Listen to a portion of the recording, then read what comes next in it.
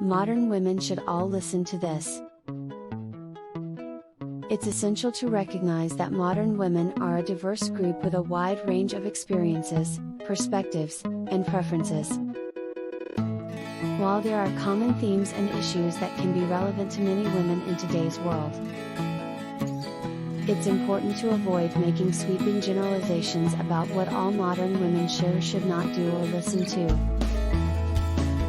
Instead, it's valuable to promote open dialogue and create spaces for discussions about the various issues and challenges that women face today.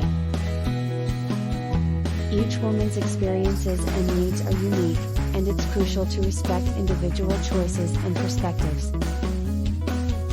If you have a specific topic or message you want to share with women, it's best to communicate it in a way that promotes understanding,